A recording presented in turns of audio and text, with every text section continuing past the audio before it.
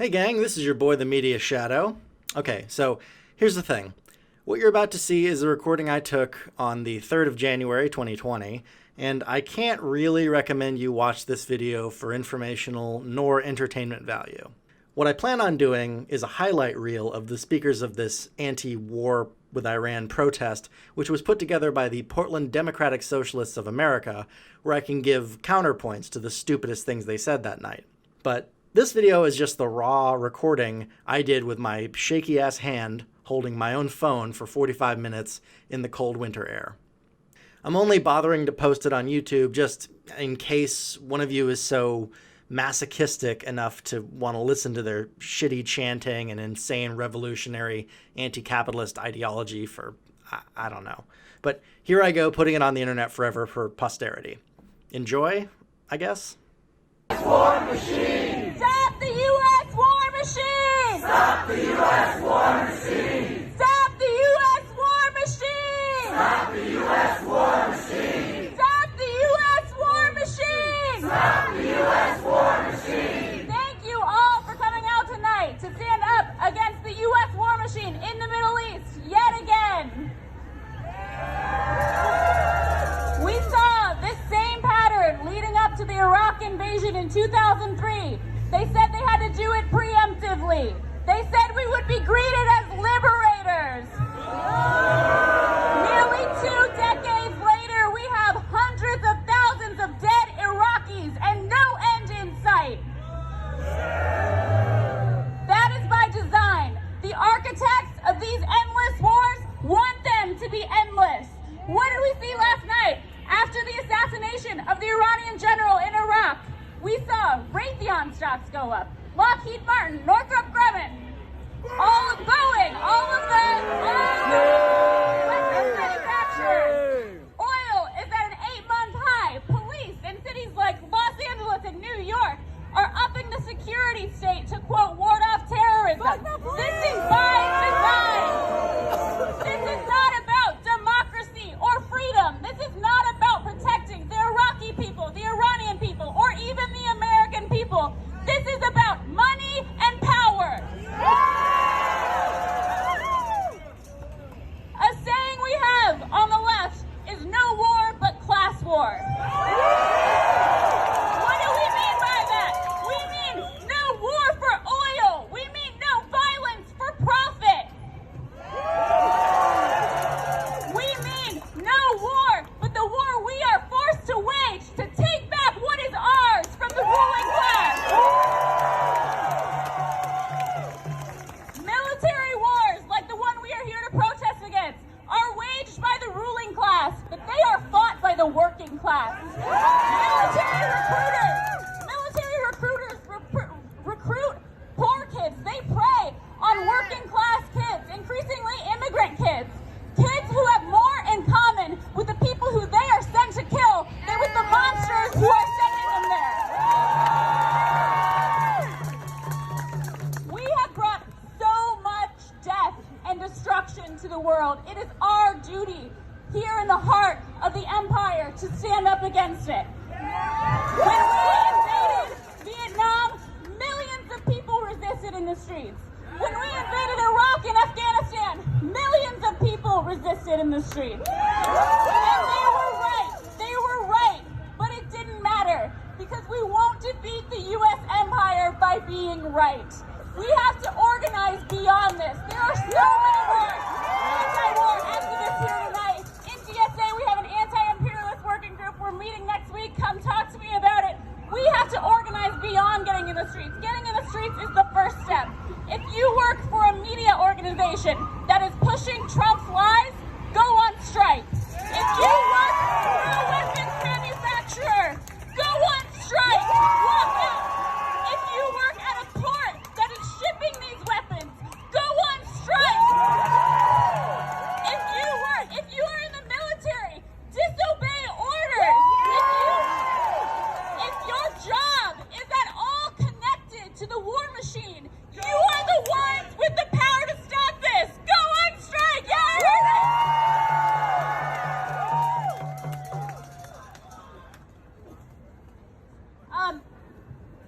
Kara just told me I didn't introduce myself. myself. My name's Olivia. I'm with the Democratic Socialists of America. The only thing that will put an end to these illegal wars is if we become ungovernable. The only thing that will put an end to these illegal wars is a mass movement that can not only mobilize and organize, but one that has the power to win. Because when we fight, when we fight, when we fight, when we fight, when we fight, hell yeah, let's win! So tonight, we're going to hear from U.S. military veterans. We are going to hear from people from the Iranian and Iraqi communities, and we're going to hear from community leaders. First, I want to bring Philip Wolf. He is a candidate for city council. He is deaf, but he would like to lead a chant with his voice. So we're going to do a chant with Philip.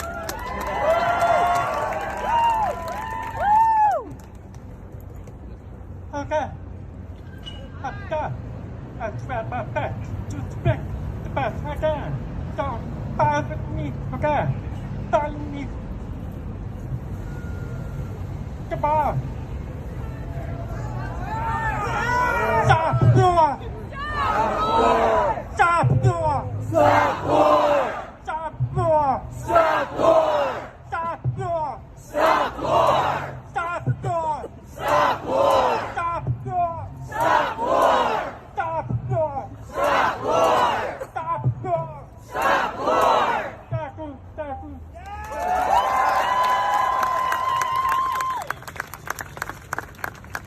All right, next we are going to hear from the co-chair of Jobs with Justice, Alyssa Pereira.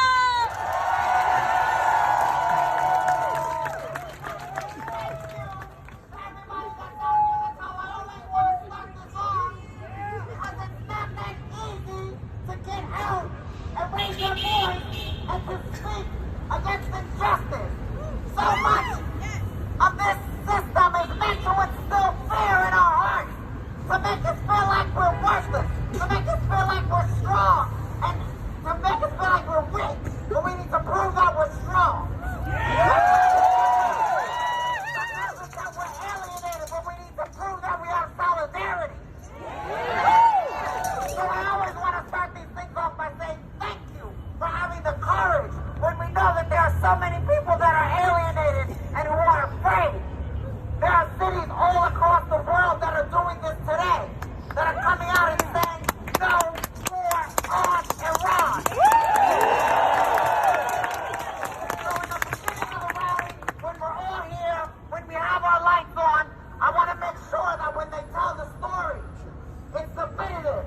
Portland showed up, showed out, and raised their voices. Are y'all ready? Yeah!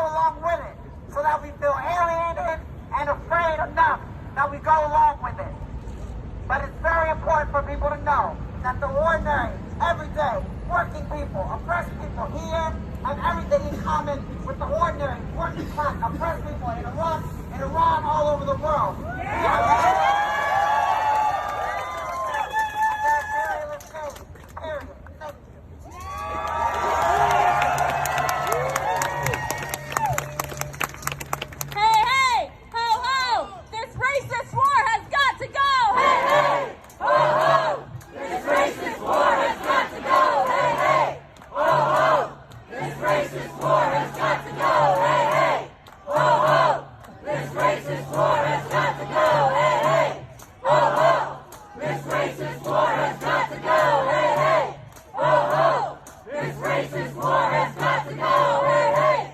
Ho, ho. This racist war has got to go. Hey, hey. Ho, ho. This racist war has got to go. Hey, hey. Ho, ho. This racist war has got to go. Hey, hey. Ho, ho. This racist war has got to go. Hey, hey. Ho, ho. This racist war has got to go. Hey, hey. Ho, ho. This racist war has got to go. Hey, hey. Ho, ho. This racist war has got to go. Hey, hey. Ho, ho. This racist war has got to go. Hey, hey. Ho, ho. This racist war has got to go. Hey, hey. Ho, ho. This racist war has got to go. Hey, hey. Ho, ho. This racist war has got to go. Hey, hey. Ho, ho. This racist war has got to go. Hey, hey. Ho, ho. This racist war has got to go. Hey, hey. Ho, ho. This racist war has got to go. Hey, hey. Ho, ho. This racist war has got to go. Hey, hey. Ho, ho.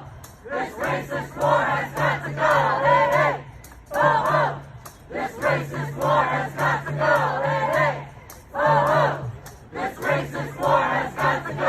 Hey, hey. Ho, ho. This racist war has got to go. Hey, hey. Ho, ho. This racist war has got to go. Hey, hey. Ho, ho. This racist war has got to go. Hey, hey. Ho, ho. This racist war has got to go.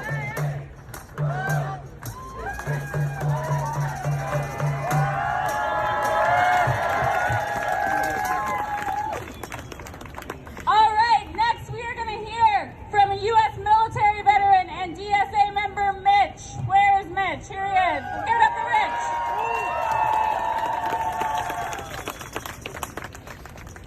Thank you. As Olivia pointed out, I am a member of the DSA. I am an Army veteran.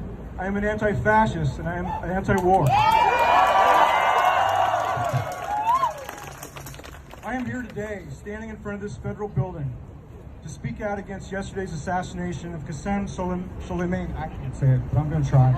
Soleimani in Baghdad. Make no mistake, this is an illegal act of war that threatens to draw the United States deeper into the bloody mess it's made of the Middle East. And more than that, beyond the question of what is legally right, I am here to condemn this assassination as a moral failure. After all, we have seen how the presidencies of Bush, Obama, and now Trump have bent the legality of these wars to accommodate their ends. So what right do I have to stand here and take the moral high ground? After all, I too remember cheering on the Iraq invasion as I went along with the nationalist fervor of that time. Well, I went to Afghanistan as an Army soldier in 2004, but I came home a different person. Having witnessed firsthand the human cost of war changed me, and it left me personally scarred. And many others suffered a far worse fate than I did. Fortunately for me, I had a strong network of support amongst family and friends to get through the roughest of those first few years. And what ultimately helped me heal and galvanize my anti-war position was realizing that the horrors of war were the result of a system that imposes violence internationally in support of the material objectives of the owners of capital, who see the sons and daughters of the working class as expendable, as simply line items on their profit and loss statements. No different than any other input into the production process of the war machine. I'm an economist, so I have to throw that jargon out there. For all the malnourished children I met in Afghanistan, for all the maimed bodies I encountered, for all my friends who suffered physically and emotionally as a result of their combat experiences, who lost their health and welfare to drug addiction resulting from their PTSD, and for all those who didn't even come home, I say this: all of it was totally unnecessary. It was all based upon a lie. It was only in the service of perpetuating an endless war. So here we are now, at the dawn of a new decade, facing down war with Iran. We were supposed to enter this decade marshaling all of our resources and political energy to mobilize in the fight against climate change, economic exploitation, and the oppression of all forms. This is the decade we were supposed to change our history and set a course for peace, sustainability, and the abolition of capitalism. We have the mandate. We have the momentum. Instead, we face the onset of World War III and must now center this threat as an immediate priority to be resisted on all fronts. While the wars in the Middle East are objectionable and intolerable on a moral basis alone, it still warrants some context in terms of the cost of this war, the wasted lives, the lost futures, and the trillions of dollars spent. Okay, so here's some facts. I'm an economist, right? So over 801,000 people have died due to direct violence, and many multiples of that due to indirect violence in this global war on terror. Over 335,000 civilians have been killed resulting of the fighting. There are over 21 million refugees or displaced persons. 21 million. And the U.S. federal price tag for this so far is $6.4 trillion. And they say we can't afford nice things, right?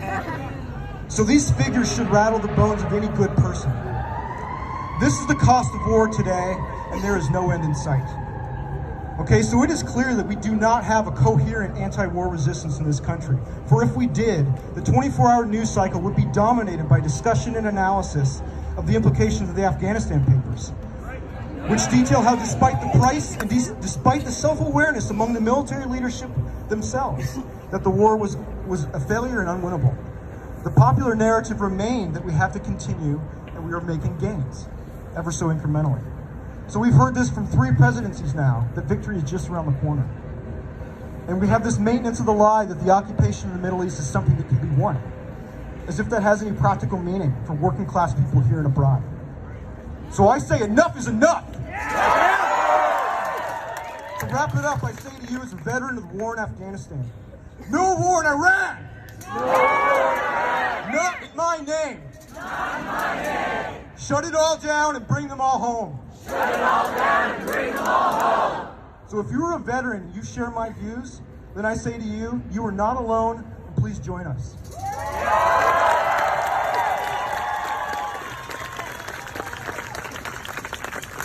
Thank you, Mitch. This war against Iran and in Iraq is just one of the many, many fronts that we have to fight against here in the U.S. We are waging war, a proxy war, in Palestine, in the Philippines, in Venezuela. We have to fight on all fronts. If you want to get involved, talk to me, talk to our organizers over there who are organizing against Duterte in the Philippines. Next, we are going to hear from Marwan, who is on the Portland DSA steering committee and was born in Baghdad, Iraq.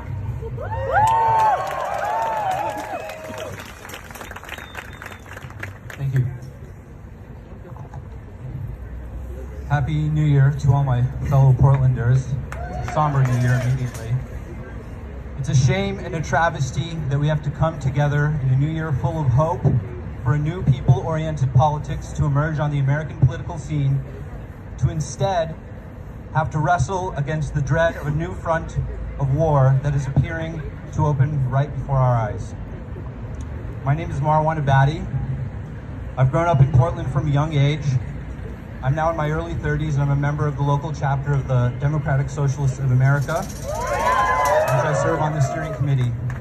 I was born in Baghdad, Iraq, a country that has for the last 3 decades been victim to the foreign policy mire of the reactionary, cynical, neoconservative movement in the United States, which has been aided and abetted at every turn by feckless, cowardly, neoliberal politicians. We are gathered here today in opposition to not only Donald Trump's cynical bid for war, but the entire trajectory of neoconservative imperialist politics. Donald Trump is a dangerous president, desperate to secure a victory in 2020 by making himself a wartime president this year. This cynicism is nothing new, however. There hasn't been a president in the last 30 years who hasn't engaged in this type of dangerous political theater, whether it was launching cruise missiles into Iraq in the late 90s by Bill Clinton, or the invasion of Iraq in 2003, or to the troop surges in Afghanistan under Obama. This reckless, dangerous escalation, culminating in the assassination of the Iranian general in Baghdad this last Thursday, risks not only more danger for Iraq and the Iraqi people, but for all neighboring countries. It is foreseeable and possible for this to escalate in a total state of war in the Middle East. This would not serve the express demands of the Iraqi people who protest against their government at great cost, as some no doubt have heard in the news, for their common interest and general will. It instead risks further conflagration, instability, and danger for all who call Iraq and the greater Middle East home. I am confident that Iraqis desperately want Iranian influence totally out of their nation so that they may have a sense of sovereignty and confidence in their state. Iraqis want the den of thieves who sit in their seats of their government out, who are propped up by the United States, and they want them out too. Whether they are loyal to Iran or simply to their own pockets. The Iraqi people deserve better than to have their nation, which has been embroiled in 3 decades of war, to continue to be used as a proxy battleground for the interests of everyone else besides the common interest of Iraqi people.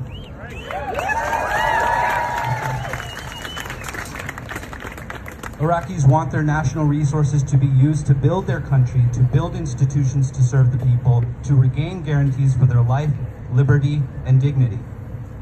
The Iraqi people are sick to death of the cowards who serve in the halls of power, who engage in wild cronyism, nepotism, and theft.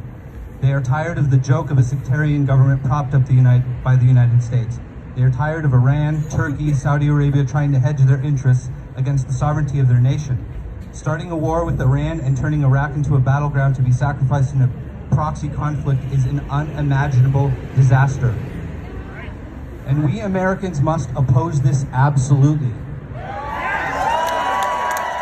Please contact your representatives and demand they take immediate action to de-escalate and to press instead for a full-bore diplomatic de-escalation.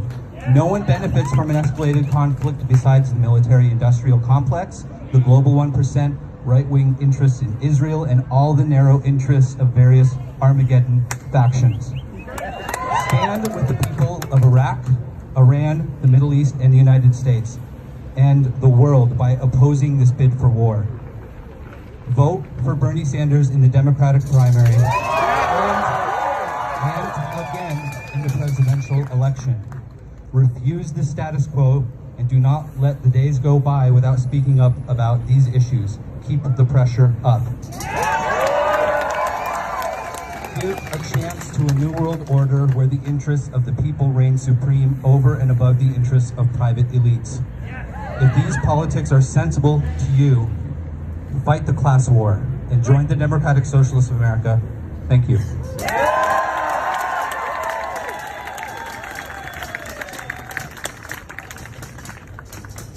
Not another nickel, not another dime, no more money for U.S. war crimes. Not another nickel, not another dime, no more money for U.S. war crimes. Not another nickel, not another dime, no more money for U.S. war crimes. Not another nickel, not another dime, no more money for U.S. war crimes. Not another nickel, not another dime, no more money for U.S. war crimes. Not another nickel, not another dime, no more money for U.S. war crimes. Not another nickel, not another dime, no more money for U.S. war crimes. Not another nickel, not another dime, no more money for U.S. war crimes. Not another nickel, not another dime, no more money for U.S. war crimes. Not another nickel, not another dime, no more money for U.S. war crimes. Hell yeah!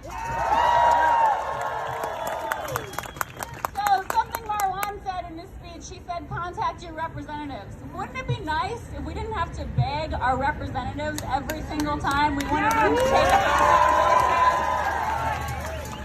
I've got some good news for you. We've got a candidate running for Congress. His name is Albert Lee.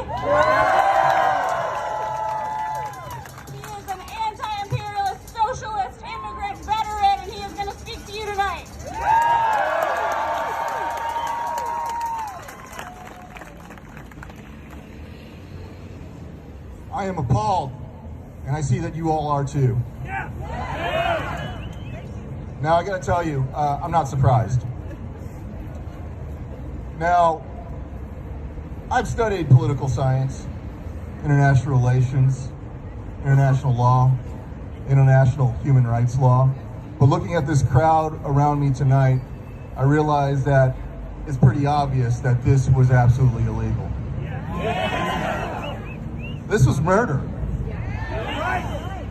This was an assassination. This was a state-sponsored assassination by our government. We cannot stand for this. Now, I served in the United States Army. I served at Arlington National Cemetery, and I buried a lot of soldiers from just wars, like World War II, and a lot of imperialist, unjust wars, like Vietnam. And I gotta tell you, like our speakers before us have already said, it's not those at the top that suffer from these wars.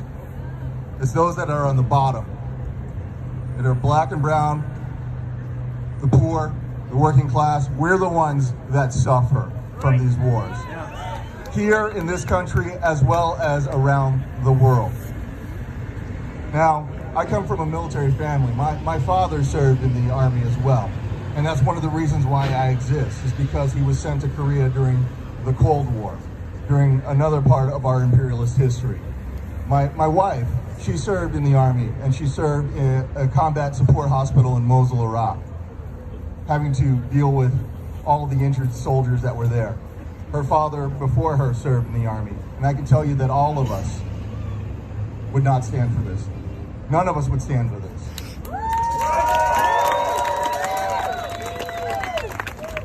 So, first point, this was illegal, and we all know that. Second point, Congress has abdicated its role and its responsibility in authorizing war. And this has been going on for at least a couple of generations, kowtowing to an executive branch, letting the executive branch tell us what is right and what is wrong. That's what the legislature is there for. It's for the legislature to represent us, to tell the executive branch what to do, not the other way around. Right. We need to repeal AUMF. Yeah. We need to rein in this imperial executive branch. And we need to have congressional leaders with backbones that are going to actually do that. Now, the last point that I want to make is a very, very important point, and that is that war is not a solution. Yes. You know, they keep telling us that they need to do this preemptive war, that we need to go in there and get them before they get us. But war is never a solution, because if it was, then what about Iraq? What about Afghanistan? We've been stuck in those two places for over 20 years. What about Vietnam? War is never a solution. No war on Iran. We need to draw all of our troops back. We're in 76 different countries around the world for no goddamn reason. It's called the Defense Department, not the Offense Department. We need to rein that Defense Department back in. We need to use it as a defense and a deterrent, not as a offensive war machine. So I leave you with no war on Iran. No war on Iran. No war on Iran. No war on Iran. No war on Iran. No war on Iran. Thank you, Albert. We demand justice. We demand peace. U.S. out of the Middle East. We demand justice. We demand peace. U.S. out of the Middle East. We demand justice. We demand peace. U.S. out of the Middle East. We demand justice. We demand peace. U.S. out of the Middle East. peace. U.S. out of the Middle East. We demand justice. We demand peace. U.S. out of the Middle East. We demand justice. We demand peace. U.S. out of the Middle East. We demand justice. We demand peace. U.S. out of the Middle East. We demand justice. We demand peace. U.S. out of the Middle East. We demand justice. We demand peace. U.S. out of the Middle East. We demand justice. We demand peace. U.S. out of the Middle East. We demand justice. We demand peace. U.S. out of the Middle East. We demand justice. We demand peace. U.S. out of the Middle East. Thank you. Thank you so much to the people who showed up with instruments and flags and signs. We pulled this together so fast. It's so awesome to see so many of you out here. So tell your neighbors, tell your friends, tell your coworkers, because this is not going to be the end of this. We are going to have to be out here again and again and again until we win. I mentioned before that we have to fight on a lot of different fronts, and Venezuela is one of them. I want to have you hear from an organizer with Hands Off Venezuela, Candy.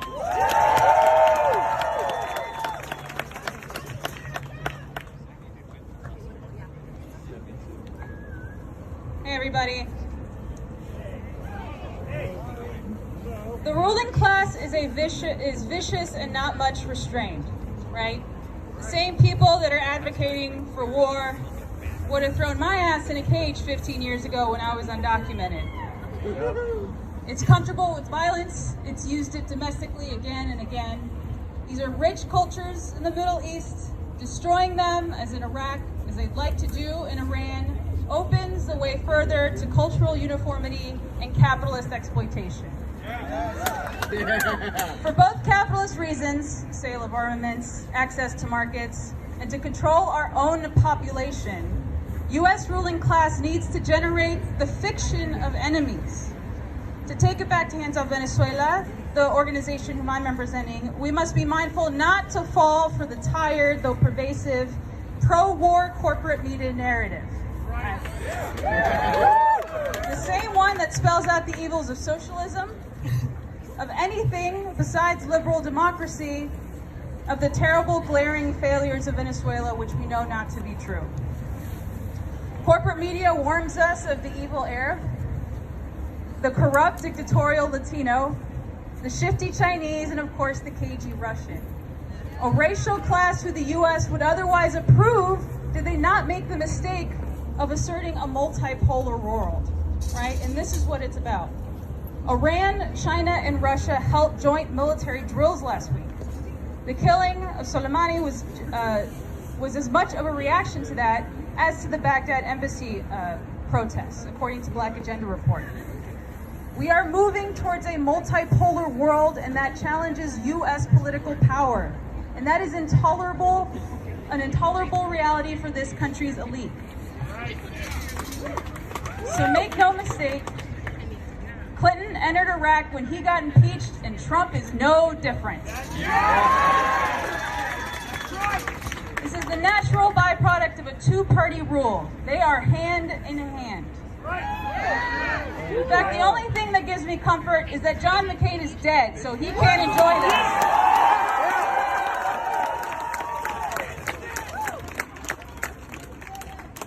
So what is to be done? Get involved in a political organization. Join Vets for Peace, Code Pink, DSA, Hands Off Venezuela, and make sure that we understand that the movement is not complete even if Bernie wins. So I'd be remiss if I didn't tell you about our next event. We are on Saturday, July 18th at 2 p.m. at the Portland Peace House. We will be, January 18th. My bad. Yeah, I wish we had that level of foresight and organization. No. We'll be, so Saturday 18th at 2 p.m. at the Portland Peace House, we'll have a Venezuelan journalist from Venezuela Analysis. So come learn about how the U.S. corporate narrative distorts reality that teaches us to hate Venezuelans the same way that we are told to hate Iranians. And we will hear the Democratic Party say that, right? Maybe they might not want war, but Iran is evil. Right? So what do we say? No war but class war! No war but class war! No war but class war! No war but class war! No war but class war! No war but class war! No war but class war! No war but class war! No war but class war, baby! Speaking of event announcements, I've got two more for you. I was just told that on Sunday at 3 p.m. at Roosevelt High School, Ron Wyden is having a town hall, so you might want to show up and ask him to do something, I don't know. And also, there is a forum at 5 p.m. on, is that right? 5 p.m. on Sunday, Beyond the Ballot Box. DSA, Jobs with Justice, Pop Mob, and other community groups are going to be talking about anti-fascism and community events, because again, we have to fight this fight on all fronts. Next up, we are going to hear from my dear friend. She is the executive director of Now Oregon. She is on the Davis Douglas School Board, and she's a member of Portland DSA. She is Sahar Yarjani Maranovich. Hello. Thank you, Liv. My name is Sahar Yarjani, and like Liv said, I'm the executive director of the Oregon chapter of the National Organization for Women. And I'm on the David Douglas School Board and a member of DSA. I was born in Tehran, and that's actually where my parents are right now, so it's a heavy time right now, and I wanted to give you all a little bit of background to everything. So up until the 1950s, Iranians saw the US as a symbol of freedom in the world. All of that changed with the 1953 Iranian coup and the overthrow of the democratically elected Prime Minister Mohammad Mossadegh. At the time, Iran's oil reserves were under the control of the Anglo-Saxon Iranian Oil Company. Mossadegh tried to limit the AIOC's control over Iran's oil reserves, and the Iranian parliament voted to naturalize and nationalize the Iranian oil industry.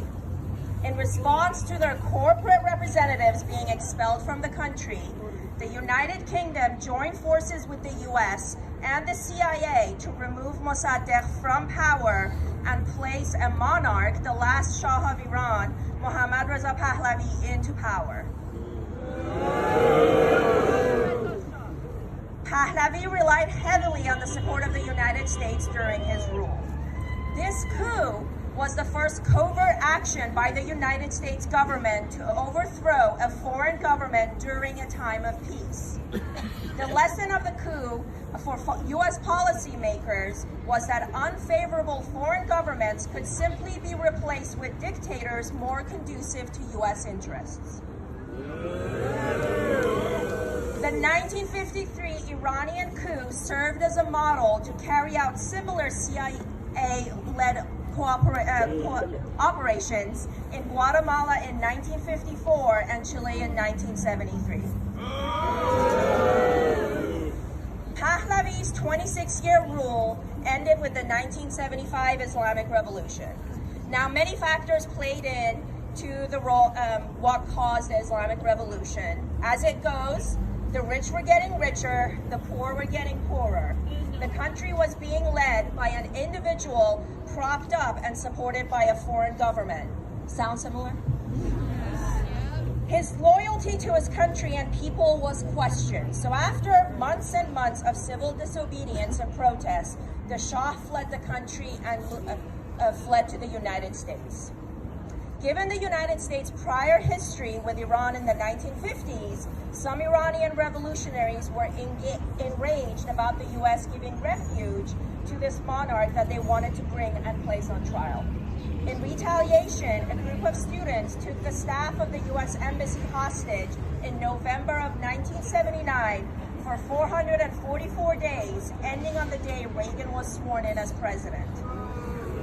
The hostage crisis compounded the hostility between the two countries, further radicalizing extremists on both sides. Since the revolution of 1979, Iran has been under some form of sanction or another imposed by the United States. My family and millions of other Iranian civilians have been bearing the brunt of these sanctions since before I was born. Sanctions contribute to the erasure of human rights and democracy in countries they are imposed on. They destroy the working class and the communities that have been working for decades trying to improve human rights in the country. And now, in a massive escalation to these sanctions, the United States has committed an illegal act of war on Iran by assassinating General Qasem Soleimani in Iraq, clearly a first step in launching a disastrous war. This is not about spreading democracy. This is not about liberating a people or standing up for human rights. This is about further destabilizing a resource-rich region for money and power. This administration has surrounded itself with the same people who took us to war in Iraq, wreaking havoc in the region and resulting in the death of millions of innocent civilians.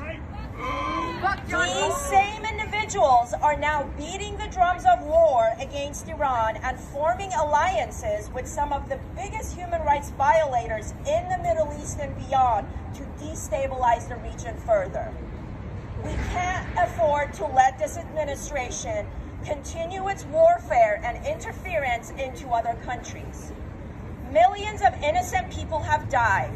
Too many democratically elected officials have been ousted, and far too many are suffering as we speak due to sanctions. Many more will die if this escalation continues. It's time to stand up to U.S. imperialism before it's too late. Thank you.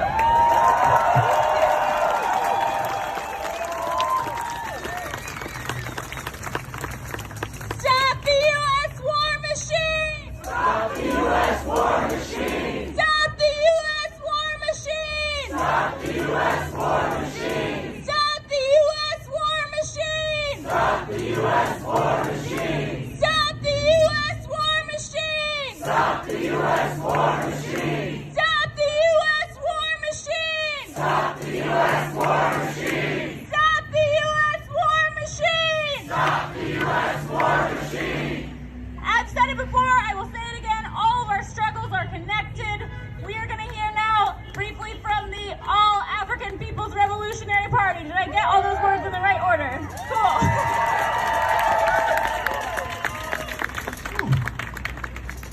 Everything we hear about Soleimani is happening all over the world and has always happened. But we're all here. We know the story is a lie about Soleimani, that it was a preemptive strike to stop something happening in the U.S.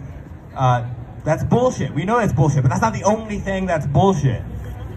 Everything that the U.S. says has been bullshit for years. The entire time the U.S. existed, it's been lying to you. And I just want to widen the lies a little bit and make a connection. What was it? 3 or 4 years ago, there was Micah Xavier Johnson in Texas, and he was doing the work of the people, and the Dallas Police Department took a robot in and assassinated him, and they said that that was justified, but is it? I don't think so. No, it's not. Absolutely, Micah. They tell you other lies too. They tell you that Assata Shakur murdered an officer in a shootout on passed away in Texas, but not Texas. It was in New York. Sorry, but they tell you Assata Shakur is a criminal, and she is in Cuba right now, fled, had to leave, and she was liberated not because she just like ran away on her own or like snuck a key in, but because she had comrades, because she had people working together. And this is what I want to get to a little bit, because she wasn't just like working for no end. She had a goal in mind, and her comrades had a goal in mind, and we need to have the same goal in mind. Because the biggest lie that the U.S. is telling is not that it was justified in murdering and assassinating Soleimani, or that Trayvon Martin's murderer deserved to be free, or that Assata Shakur is a criminal. Those aren't the biggest lies. The biggest lie that the U.S. has ever told is that it has the right to exist. The biggest lie is the Constitution. The biggest lie is that capitalism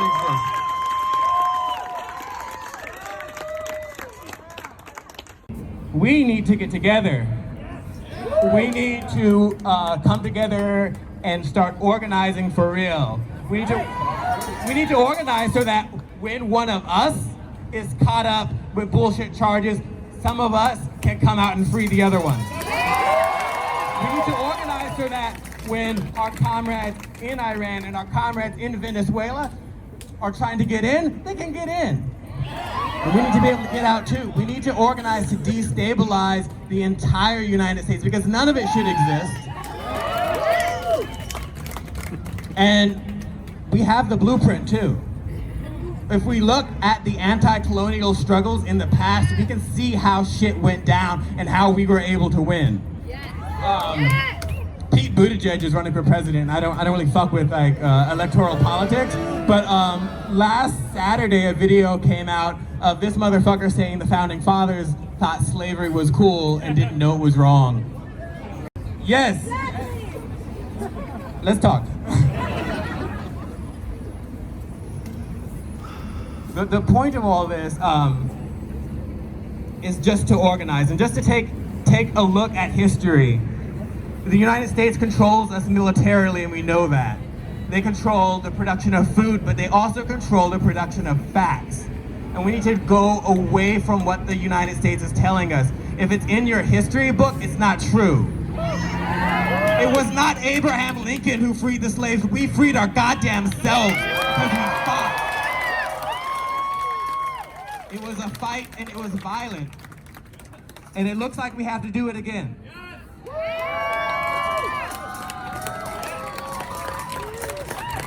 Thank you. How many of you, by a show of hands, were out in the streets protesting the Iraq War in 2003? Some of you. All right. For the rest of us, some of us were in 5th grade. We got a whole new generation of anti-war activists to build up. We have a lot of work to do. And this is how it starts. When we come out together like this, it's not just about being out here and yelling at this federal building that's not listening to us. It's about making the connections to organize long-term, to build a real movement, to take down the empire. So that is the end of our speakers tonight. Y'all can hang out here if you want to. I don't know, we don't have a permit, so whatever you want to do is fine. Sure. We have Who knows what evil lurks in the hearts of men? The Shadow knows. Hi guys, Media Shadow here. I'm trying to grow the channel and hopefully get more than one video out a week. So if you like what you've seen, please give me a like, subscribe, share, or drop me some coin on Patreon. I've left a link in the description of the video. Thanks!